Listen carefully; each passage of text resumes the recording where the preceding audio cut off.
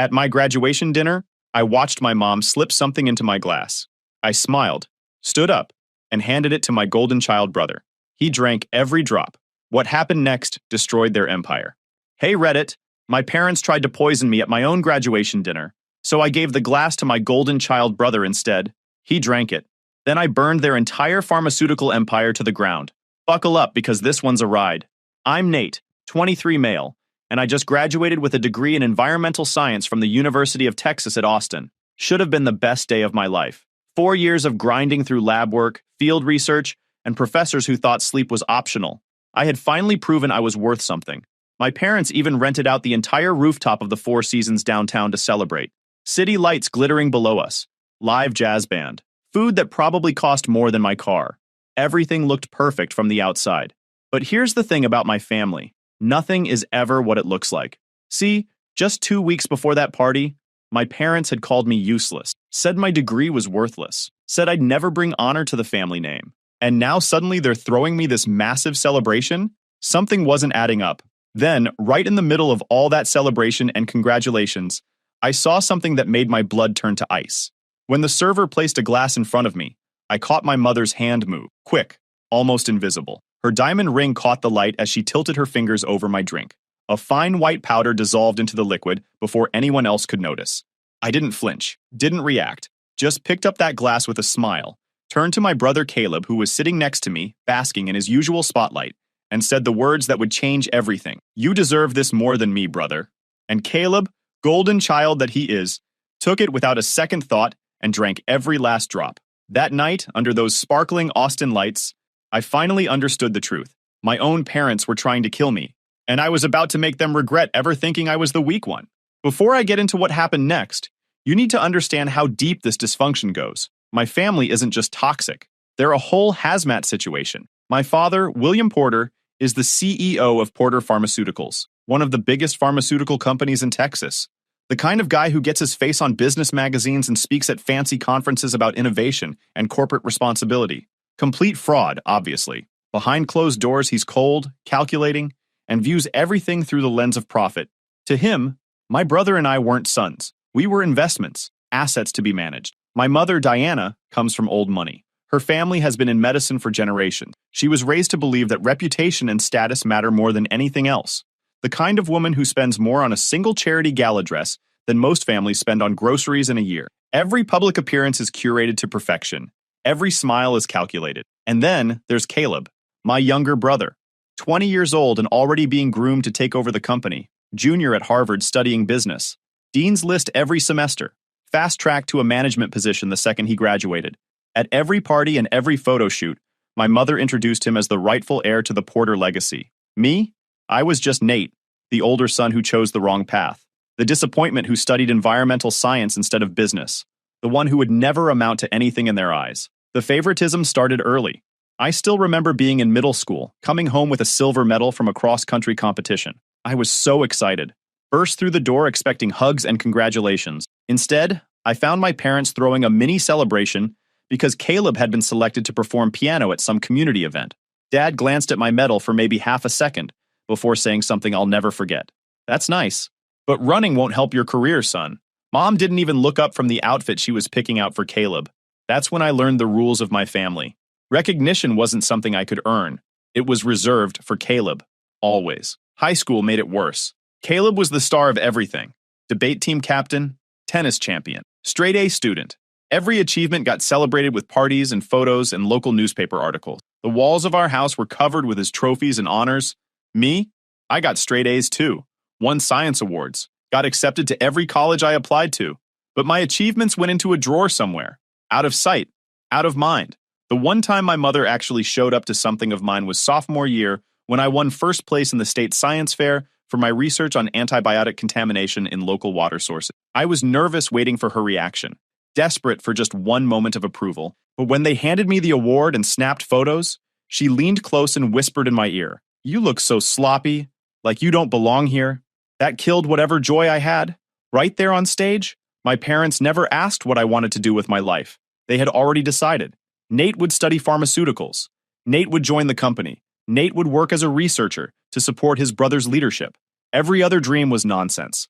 When I told them I loved environmental science and wanted to study the effects of industrial pollution on ecosystems, my father dismissed it with a wave of his hand, said that was just for people who write useless reports, said I needed to do real work to contribute to the family. When I got accepted to UT Austin for environmental studies, he threatened to cut off all financial support.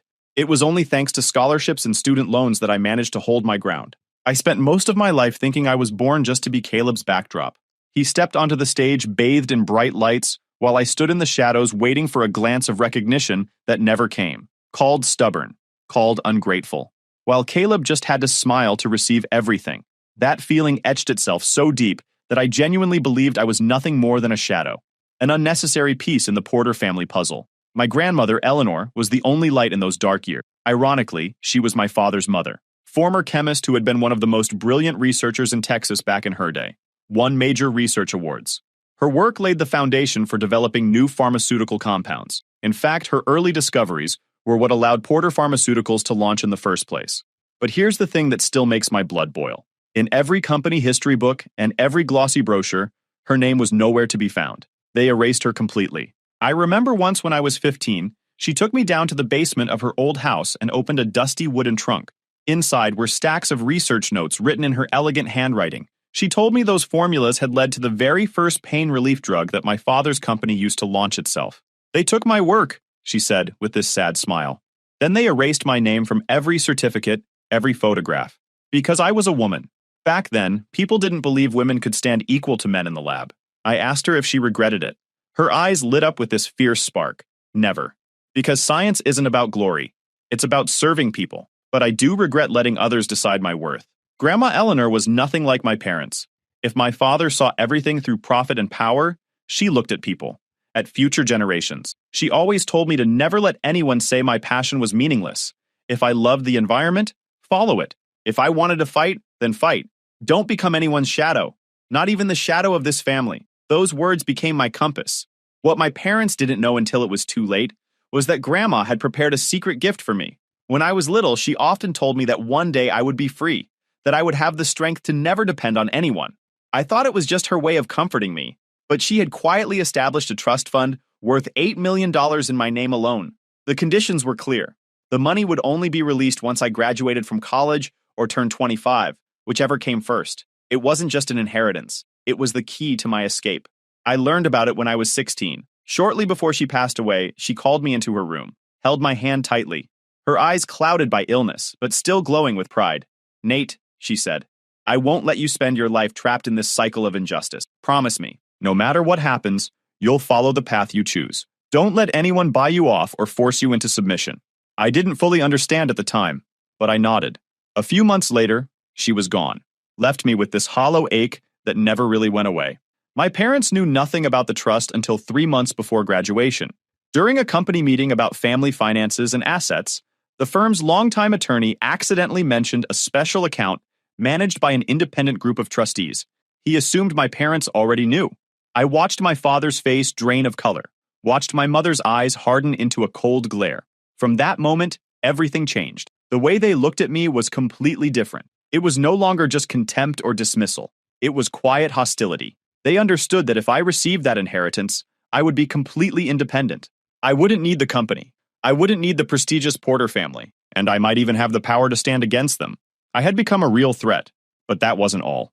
Combined with what I was about to discover about their company's illegal activities, I had become someone they needed to eliminate. I discovered the company's illegal toxic dumping during my final semester when I joined a field research project run by the Environmental Science Department. The study site was along the Colorado River, a waterway cutting through multiple industrial zones, long documented as being at risk of contamination. I chose the project not just out of scientific passion, but because I had this unshakable feeling that something was waiting to be uncovered. At first, the work was routine, collecting water and sediment samples, measuring pH levels and dissolved oxygen, checking for heavy metals. But right from the earliest tests, I noticed alarming irregularities. Mercury and lead levels were far higher than EPA safety standards. The deeper we dug, the more disturbing the results became. We started detecting traces of pharmaceutical compounds, synthetic molecules I recognized immediately from reading industry journals. These substances only show up in untreated wastewater from drug manufacturing plants. When I reported my findings to my supervising professor, He nodded thoughtfully, said they'd suspected this for a long time, but no one had ever had enough scientific data to prove it conclusively. That's when the thought hit me. Could it be that my own father's company was the culprit? I quietly devoted more time to comparing samples from different sections of the river. The current led me closer to an industrial complex, marked with a sign that made my heart stop. West Facility. Porter Pharmaceuticals. Everything I was uncovering pointed straight back at my own family. I searched through the facility's public reports on wastewater treatment. The documents were filled with numbers that looked perfect, so flawless they were unbelievable. From my internship experience, I knew no process ever ran that smoothly. Something was being hidden. I secretly took photos, stored sample data, recorded everything in a private notebook. Day by day, the evidence mounted. In samples collected just outside the plant's gates, I detected dangerously high concentrations of an experimental compound not yet included in standard testing lists. It was the same drug I had read about in the company's internal research documents. There was no way it appeared there by accident. It could only have come from Porter Pharmaceuticals. I felt my stomach twist into knots. On one hand, I was a scientist driven by truth. On the other, this was my family, my parents' company, the place where Caleb was being groomed to lead. If I went public, it would be like turning a weapon on my own bloodline. But then I remembered Grandma's words, never let anyone decide your worth. I decided to confront my parents. One evening when we sat down to dinner together, I gathered all my courage and spread the printed test results across the table. I know what the company is doing at the West facility, I said, my voice trembling but firm. I have data. I have evidence. If you don't stop the illegal dumping, I will report it. Dead silence. My father slowly lifted his gaze, his eyes sharp as blades. My mother pressed her lips tightly together. Only Caleb looked shaken, his wide eyes filled with shock. Finally, my father spoke, his voice low and cold. You don't understand what you're saying, Nate. There are things bigger than you realize. This family survives because of silence. For the first time, I didn't bow my head. Silence isn't family. Silence is complicity. From that moment, I knew I had stepped onto a path with no return. I began collecting everything. Duplicate data sets, photographs of the samples, meticulous logs of time and location. I stored them all on an encrypted drive just in case the worst happened. And combined with the inheritance my grandmother left me, I had become the one thorn in the Porter family they could never pull out. A few days before graduation, their tone changed completely. My mother started calling more often, no longer questioning my grades or pressing me about career plans. Instead, she asked what kind of flowers I wanted on the tables at my graduation dinner, what dishes I liked so the chef could prepare them. My father even sent me a text. Congratulations in advance. You've done something good. Reading those words sent a chill down my spine.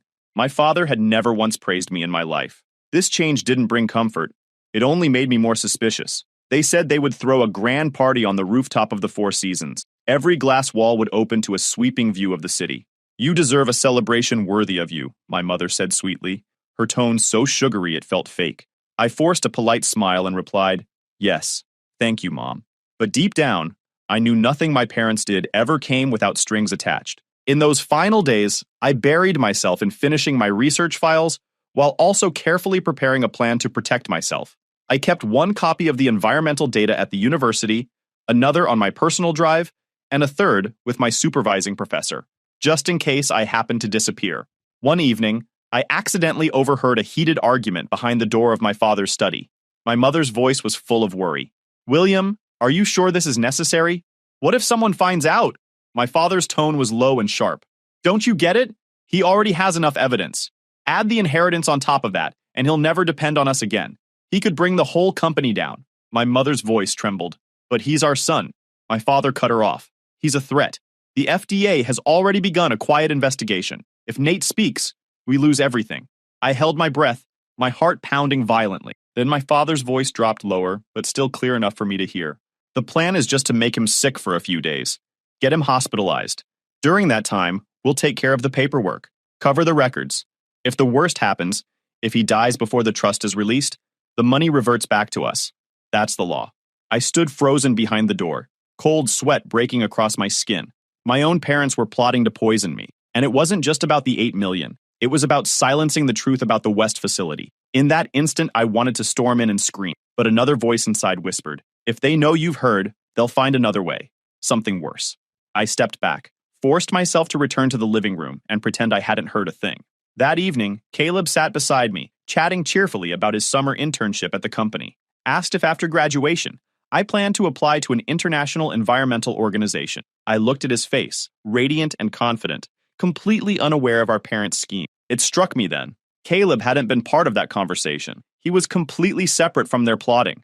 To him, I was still just the distant older brother, never the enemy. Watching him laugh, my chest tightened. Part of me resented him for being adored, for receiving unconditional love. But another part wanted to protect him, to make sure he never became collateral in our parents' power games. I knew that in just a few days, everything would explode, and I had to be ready. The night of my graduation party finally arrived.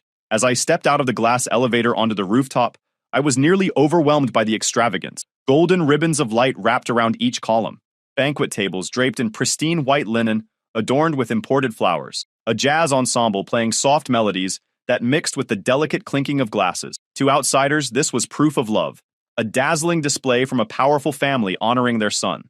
To me, every flickering candle felt like a flame waiting to consume me. Most of the guests were familiar faces from the Texas business world.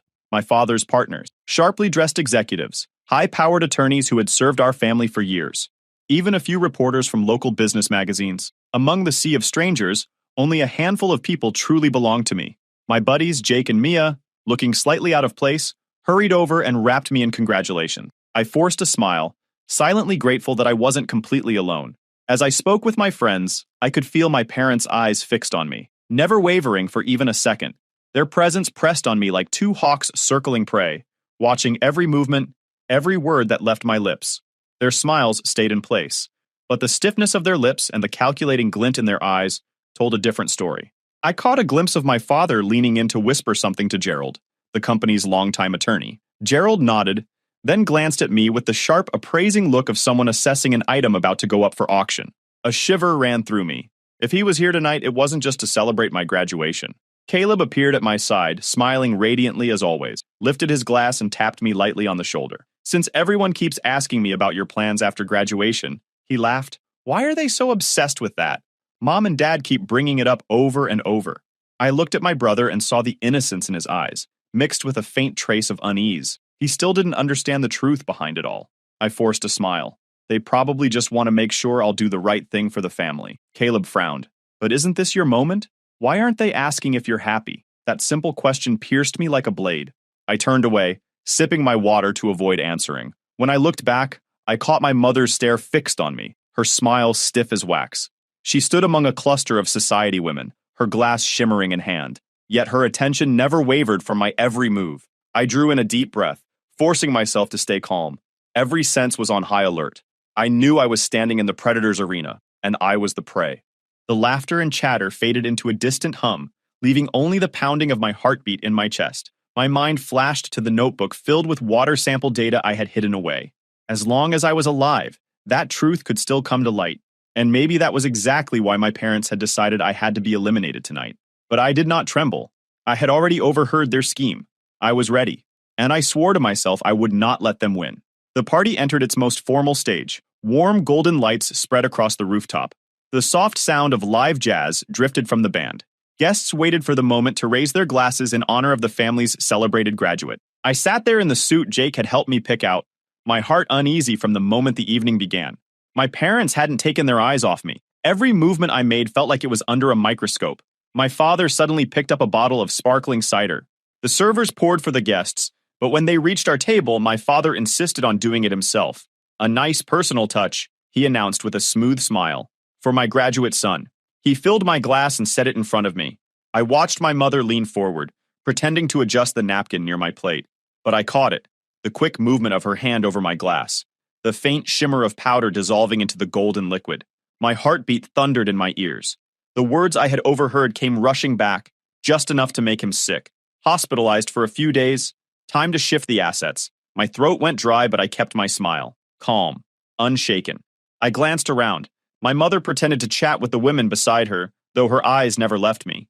My father raised his glass, waiting for me to follow. In that tense instant, I leaned slightly and tapped Jake's hand beneath the table. He looked up and met my eyes filled with both a plea and resolve. My lips barely moved as I whispered, "Record this. Record everything." Jake gave the faintest nod. Quietly, he slid his phone from his pocket, placed it on his lap, and with one discreet touch, set the camera rolling toward the table. "To Nate!" my father declared, his voice booming across the rooftop. Guests echoed the cheer, their clapping filling the air. I lifted my glass. Caleb, sitting beside me, smiled brightly, his face glowing with pride. Not a trace of suspicion. He had never glimpsed the dark side of our parents. Never imagined they could harm their own child. My father's eyes flashed, urging me to drink. I drew in a steady breath, then turned suddenly to Caleb, my voice soft and warm. My dear brother, today isn't just my day. You've always been there encouraging me whenever I was struggling. I want to share this moment with you. I smiled and handed him my glass. The guests clapped approvingly, believing it was nothing more than a sweet gesture of brotherly affection. "Oh, Nate, you're amazing!" Caleb exclaimed, his voice brimming with emotion.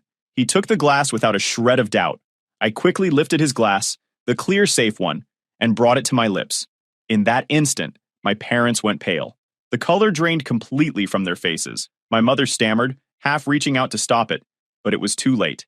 In front of dozens of guests and the phones already recording, they couldn't do a thing. Caleb tilted his head back and drank in one long sip.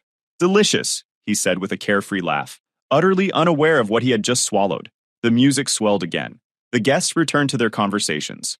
But out of the corner of my eye, I saw my parents standing frozen. They forced smiles, clapped along with the crowd, but their hands trembled. The family attorney bent low to whisper something, his own face betraying panic. I set my glass down gently on the table and smiled calmly. Beneath the table, I gripped Jake's hand tightly. The camera was still rolling, capturing the entire exchange, the glass switch, the flicker of terror in my parents' eyes. I lowered my head and whispered just loud enough for Jake to hear. "The evidence is sealed now. They'll have to play by my rules." The rooftop buzzed with life. Jazz floated through the night air. Glasses clinked, and laughter filled the space. I kept my face serene, though inside my heart pounded so hard I thought it might shatter my ribs. I had just done something so daring I could hardly believe it myself. I had passed the glass my father poured to Caleb, and now all I could do was wait and see what would unfold. The first 10 minutes passed without incident. Caleb laughed brightly, shaking hands with guests, even boasting that our family was preparing to entrust him with bigger responsibilities at the company. I stood off to the side quietly watching. Every time my parents' eyes flicked toward Caleb, I could see the tension behind their forced smiles, the tight press of their lips. They were afraid. I knew it. And then about 10 minutes later, the change began. Caleb, who was always flawlessly composed, suddenly placed a hand over his chest, his face drained of color. "Are you okay?" a friend asked as he swayed unsteadily. "I'm just a little dizzy," Caleb murmured, forcing a fragile smile. But within a minute, cold sweat poured down his skin. His makeup-free face turned ghostly pale. I held my breath, my heart clenched with a pang. No matter how bitter I felt toward him, seeing Caleb suffering like this still struck me with a stab of sorrow. But then the memories came rushing back. The times he had taken credit for things, the times my parents defended him and cast me aside. And tonight, the fact that our parents had meant this poison for me. "My heart is racing too fast," Caleb gasped, before collapsing suddenly onto the floor. Screams erupted across the party. Guests stumbled back in panic. Others shouted frantically for help. "Call 911!" someone yelled. "Get an ambulance now!" I rushed forward, kneeling beside Caleb. Strangely, I was calmer than anyone else. Amid the chaos, I leaned close to Jake and whispered, "Send the video now. Back it up to the cloud.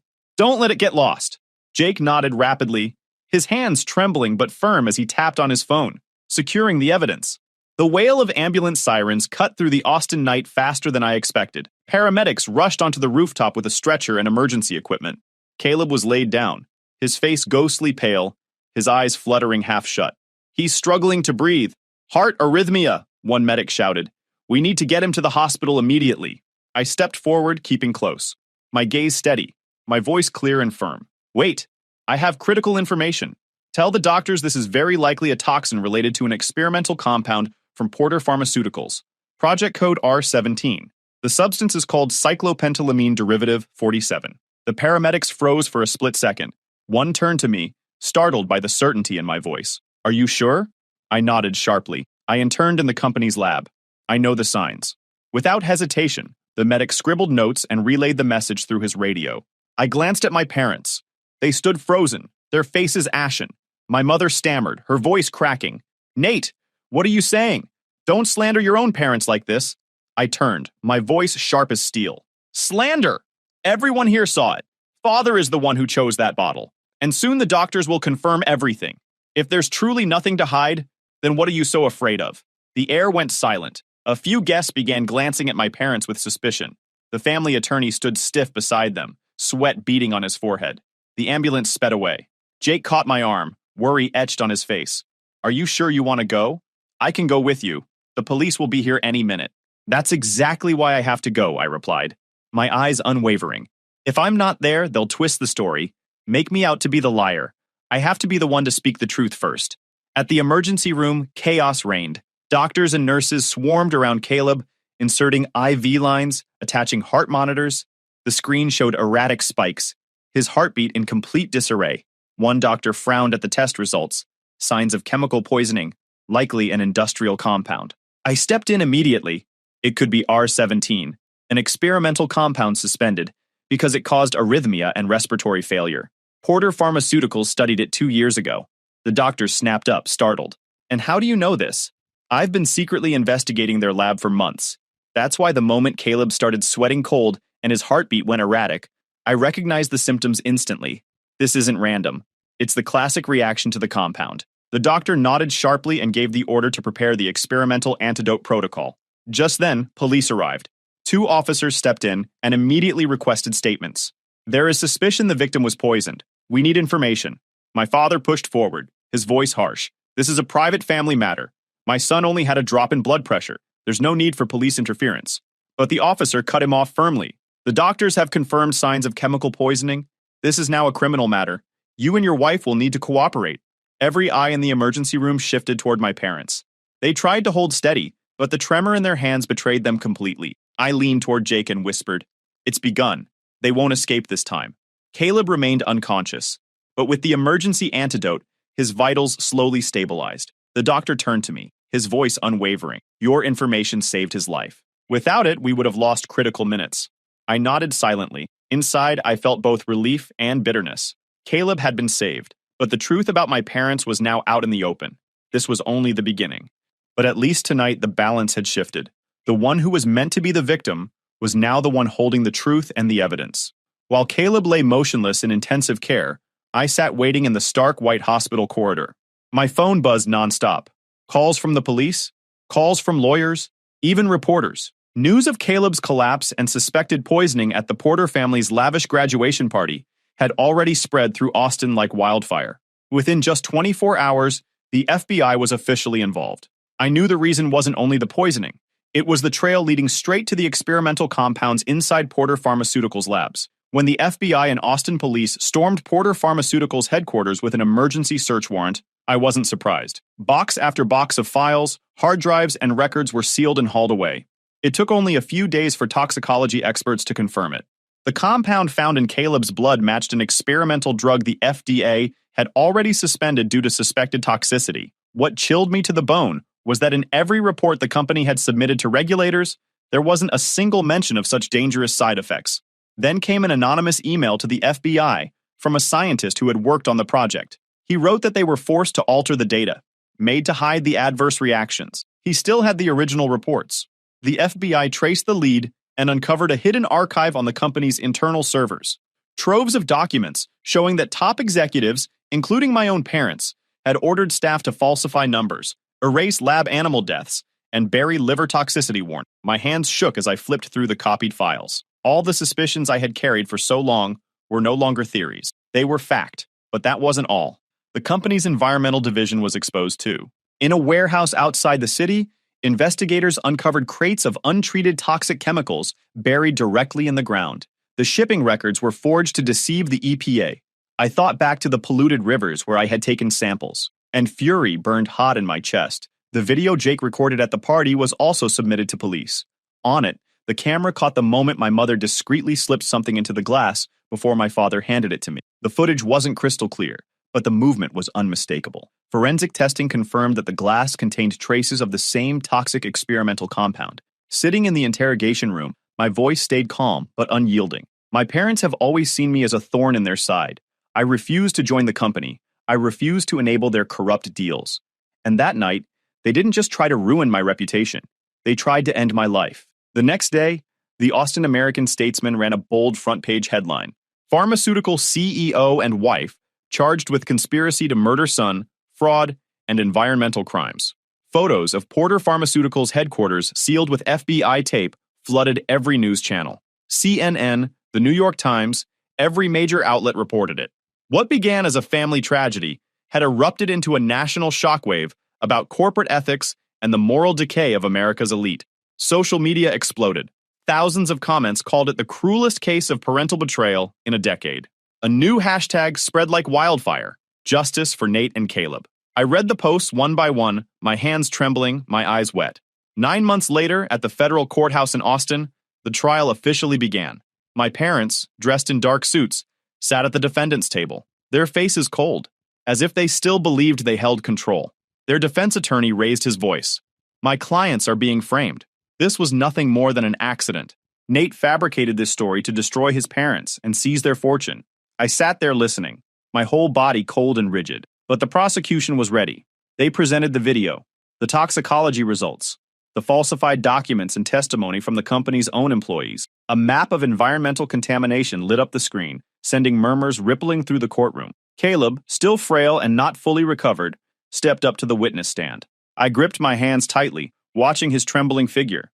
I never imagined my own parents would do this, Caleb said, his voice breaking. I trusted them. But now I know the truth. They poisoned me. And they meant it for Nate. My mother tried to speak from the defendant's table. It was all a misunderstanding. My son is mistaken. We would never harm our own child. But at that very moment, the prosecutor revealed the final blow. An email my father had sent to the research division. Eliminate all adverse reaction data. If not, this project is dead.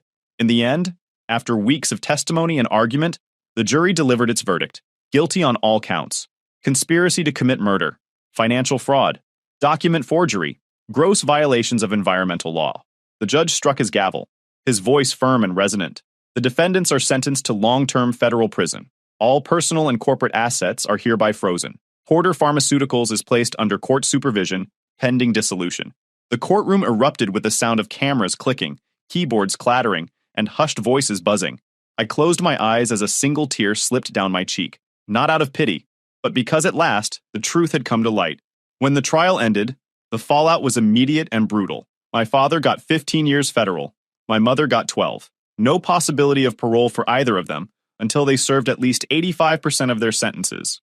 The judge made sure of that. Porter Pharmaceuticals was officially seized by the government. Assets frozen. Operations shut down. Over 2,000 employees lost their jobs, which I genuinely felt bad about. But the company had been poisoning communities for years. Sometimes the rot goes too deep to save. The financial damage was staggering. Between legal fees, fines, and civil settlements to the families affected by the environmental contamination, my parents' entire fortune was wiped out. The mansion I grew up in got seized and auctioned off, sold for $2.3 million to some tech executive from California. I drove by once just to see it. Didn't feel a thing. My grandmother's trust fund was released to me the week after the verdict. $8 million. I moved into the lakeside house she'd left me. Nothing fancy, just a wooden cabin with a porch facing Lake Travis. First night there, I sat outside with a cup of coffee and watched the sunset. Didn't check my phone once. First time in months, I actually felt like I could breathe. Caleb moved in with me after he got out of the hospital. The poisoning had done a number on his heart. Doctors said he'd need monitoring for at least a year, but he was alive, and something in him had changed. First week at the house, he came to me looking like he hadn't slept in days. I'm not finishing my business degree, he said. I'm applying to law school. Environmental law. I want to help people like the ones our company hurt. I didn't say anything, just nodded. That was enough. 3 months later, I used part of my inheritance to set up a foundation, named it after Grandma Eleanor. The fund provides medical assistance to families affected by the contamination, plus scholarships for students studying environmental science and public health. We've helped over 200 families so far. The extended family drama was predictable. Aunts and uncles who'd ignored me for years suddenly wanted to reconnect. Cousins I hadn't heard from since childhood started sending Facebook messages, all of them with the same energy, concern for my parents, questions about the inheritance, hints about how families should stick together. I blocked every single one of them. 6 months after the sentencing, I got a letter from the federal prison where my mother was being held, handwritten, 3 pages long, full of apologies and explanations and requests for forgiveness. She said she never meant to hurt me, said my father pressured her into it, said she prayed for me every day. I read it once, then I burned it in the fireplace. A week later, another letter arrived. This one from my father. Different tone entirely. No apologies, just accusations. Said I had destroyed the family legacy. Said I was ungrateful for everything they'd given me. Said I would regret this for the rest of my life. I didn't bother reading past the first paragraph. Straight into the fire. The letters kept coming for about 2 months. Then they stopped. I assume they finally got the message. Last month, Caleb got his law school acceptance letter. Full scholarship to UT Austin. He's starting in the fall. Kid's actually excited about studying for once in his life. Wild how almost dying can change your priorities. If you enjoyed this video, please hit that subscribe button. It really helps the channel and help us bring you more and better stories. Thanks.